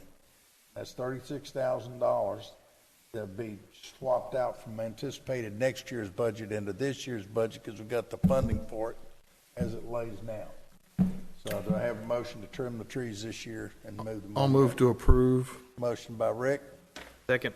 Second by Kurt. Question, have we talked with our arborer and it's not going to stress the trees if we do it now? Or are they going to wait till September? Okay.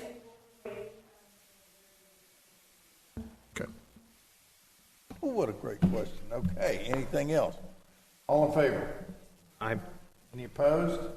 Motion carries unanimously. Item 11, discussion and consideration of amending the utility fund budget. So that's why Rod's still here. I was wondering. To beginning October 1 through September 30th in the amount not to exceed $100,800 from the utility fund balance to line item 347-56700 sewer department maintenance and repairs for previously approved repairs to the wastewater treatment plant lift station pump. Okay? Do I have a motion to move that money? Motion. Motion by Tia. Second.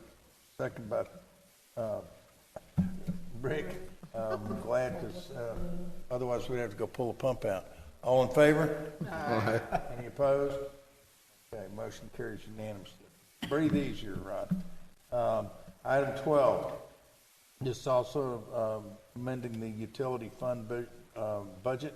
Ordinance number 2022-47 for this fiscal year ending September 30, 2022 in the amount of not to exceed $132,000 from the utility fund balance in line item 300-046-56700 water department maintenance repairs for previously approved repairs to water well number 3.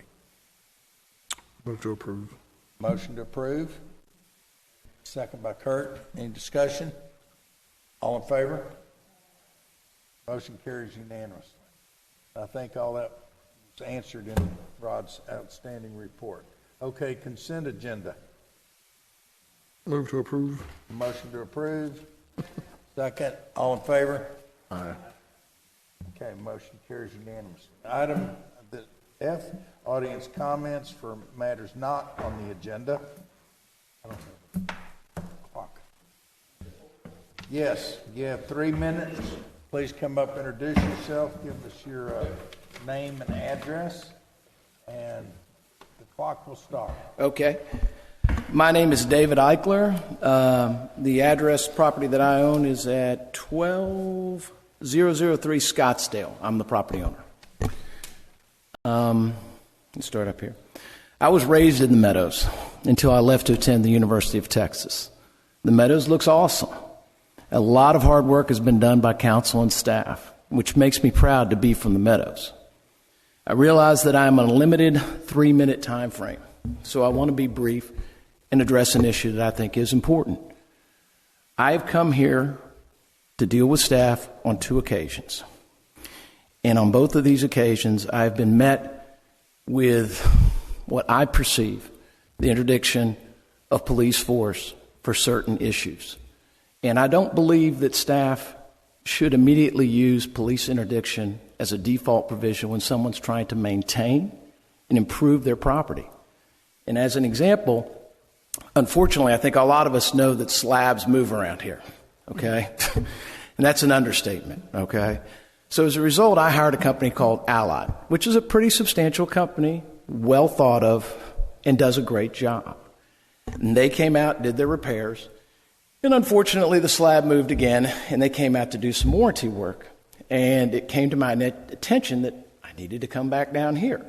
So I came down here, and when I addressed the staff member at the call window, they said they had not received the necessary paperwork from the folks. One of the other personnel inside then said they had suffered this before with them, and they were going to send out the police. And I got to tell you, that is just too harsh. That's just too harsh. Fortunately, some other people interceded. And I think that was in everyone's best interest. And Allied got in whatever paperwork was necessary. But I think when we react that harshly to folks that are residents, that are trying to improve their property, trying to maintain their property, I think that's important. You got 50 seconds. Yes, sir. Unfortunately, today, I am trying to keep the slab moist. And my 82-year-old mother is my resident in the house. I keep coming over. I'm 60. I keep coming over and moving sprinklers around. My landscaper said he could install a sprinkler system. I let him begin work. Unfortunately, I found out I needed a permit. So I have gone through 2 or 3 people. I let go of that landscaper. I turned around. I found another landscaper over on Dorrance. And he said that he could install it, that he could get the permit. I said, well, fine, let's go. Let's go. So anyhow, today he told me he could do it, found out he didn't have the insurance, I let him go. But what upset me today was the fact that I got a call from the permit office, and the permit office said the guy had not submitted the necessary drawing. When I called back that number after lunch, it was answered by the police department. It was answered by a detective's office. Now, okay, honest mistake. I'm going to stop you right there. All right. This is not the place to discuss this stuff because it's going to go places. I can tell you right now. I don't understand what happened. I don't see how in the world you called. You know how it happened? Let's hear how it happened.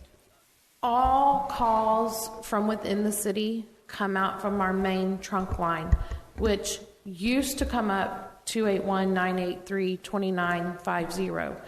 For some reason, we just recently realized today, actually, with your phone call, that number was coming up 281-983-2951. We have known for a couple weeks that it's coming up as 2951. We did not realize until you called today that 2951 is a direct extension to a detective's desk. So we are working with our phone company to find out why our main trunk line switched from the 2950 to the 2951. And unfortunately, I don't have an answer at this time why that changed. I hope you understand, after what I went through previously, I'm somewhat suspect. Let me interrupt 1 second. Yes, sir. Courtney, I don't care why it changed. We need to get it changed back. That's the only thing I care about. I can see where David would get confused. As soon as we found out what was happening today, we've gotten on with our phone company to get it corrected. All right. Yes, so now you know that it wasn't intentional and we weren't spying on you through the police department. Well, I'm a lawyer by training. And as a result, and I think you're a lawyer as well. Are you no, not? Okay. No, okay. So when I get a call from a police officer, that's serious business. And when I get it, and I tell my son and my daughter, the minute a police officer says stop. Would you like to come in and visit? Yes, sir. I would. Okay, great. Okay. Give me a call tomorrow. I've got an appointment at 9 o'clock. I'll be due with that and by done at 10. Call me sometime between 10 and noon tomorrow. Okay. And we'll set an appointment time for you to come in. Thank you, sir. I appreciate it. Thank you all for this time. No, that's absolutely.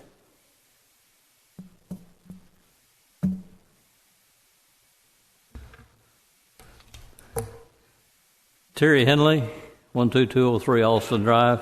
I'm sorry, could you repeat that address? Okay, my time starts now. No, this is on a lighter note. I just want to bring you up to date on TML Region 14. The meeting is the 5th and 6th of August down in Galveston at the... I can't go. So I don't know where you've gotten information on it, but we've got some good, the legislative, supposed to be a round table with the legislatures. They've all been invited. We don't know how many's going to make it yet. There's also supposed to be a discussion on the coastal barrier legislation. The federal government has passed it. It's a matter of appropriation and getting it done through the state and referred to as Hurricane Ike. And there'll be a discussion on that. And the other one is the interim president for ERCOT is going to be there and give a presentation. So there's several good topics. And in addition to that, Joe Zimmerman should be moving up to director, so we need to be there to support him. I'm planning on being there. So anyway, that's all I had, is just, bring you up to date on that and try to make it, okay? It'll be good. Moody Gardens is a good place to go and take your kids, okay? Well, Terry, thank you very much. As usual, I'm glad you'll be down there representing Meadows Place. I will not be there. I have a birthday on that date, and my bride has booked us up something, so I won't be there. It became making Joe Zimmerman or my wife happy, and tell Joe I said aye. So thank you very much. I'll be attending, Terry. So, thank you very much for that. Council, these are regional, they're local, or if you have an opportunity and to attend, please do. Normally I do, but I'm not going to make this year. With that, anyone else like to address the audience? Now's where you step up. Name and address, please. Karen Sears, 11734 Brighton Lane. Okay. Well, my family's been here since the mid-'70s, so we've owned this home for many years, and we've called Meadows Place home for a long time. We really enjoy living here, and we feel very safe, and thank you for the hard work that you all do. But we're here tonight to talk about the roundabouts. We think that they're attractive. I know a lot of hard work's going into them, and we understand why they were constructed and why we needed them there. So that's not the issue. My home is about halfway west of Kirkwood. So obviously I go through there all the time. My daughter and I do. So the concern obviously is the Kirkwood traffic. Obviously these people do not understand that this is a four-way yield, and they're just barreling through there. And it's really gotten a little bit on the dangerous side. We find ourselves coming through, waiting our turn, and then when we get ready to go, they still come, and they're honking their horns, and unfortunately, some obscene gestures do happen now and then, and it's just kind of a tough way to start your day and end your day when you're going through those as often as we go through them. So I'm not real sure what can be done. I know the signs are there. I'm not sure if there can be bigger signs. I'm sure there's traffic codes and all kinds of things. But if there's anything that can be done that can kind of encourage these people. I sat there this morning taking my dog for a walk, and I just saw this poor gentleman sitting there trying to get out onto Kirkwood, and it was just, he waited and waited and waited and waited, and nobody even slowed down. So we just wondered if there's anything that can be done that might address that. I know we're not on the agenda for tonight, but we did want to bring it to your attention that it is a concern for us. So thank you for your time. Appreciate it, and your comments are duly noted. And you got 44 seconds left. Anything else? Well, no, we love being here. We love the 4th of July party or the festival. It was a great time. It was so a family we fun love being festival. here. It was the largest we've ever had, according to the chief, and I agree. And I'm glad you were there. It's great. Yeah, no, we love living here. That's just a concern of ours. So we appreciate your time. Roundabouts looking good again someday. And Rick, I would request that you lend your expertise here. Well, I'll talk to the PD and see what we might be able to do. in general, the only ticket they're going to be able to even look at is possibly tailgating or failure to yield. Right. And unfortunately, for the failure to yield, you've got to be there to see it and then be able to pursue. And when the officer parks nearby, they see him and then they behave until he's gone. Right. I know that Kirkwood is fairly busy. Yes. And it's a matter of sometimes there's a gap and sometimes there's not. And part of it is the signal at Airport is Meadows Place signal. The signal at West Belfort is Houston signal, and they're not coordinated. So sometimes the traffic is going by at the same time. Sometimes just as the southbound traffic gets done, here comes the northbound traffic. And when that happens, it can be a little bit of a wait for you. Right. Anyway, we just wanted to bring it to your attention. Oh, Thank I know. you. I'd sit there and wait too, going, well, I need to talk to Rick about this. Yeah, they just keep coming. Okay. So, Thank you very much. And thank you very much for staying through the council meeting. I hope you enjoyed it. Yes, please do.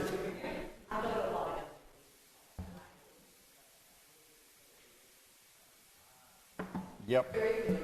All right. Well, if nobody's else going to come up and comment, we're going to move on to item G. And if there's no objections, we'll go ahead and adjourn this meeting. Meeting adjourned.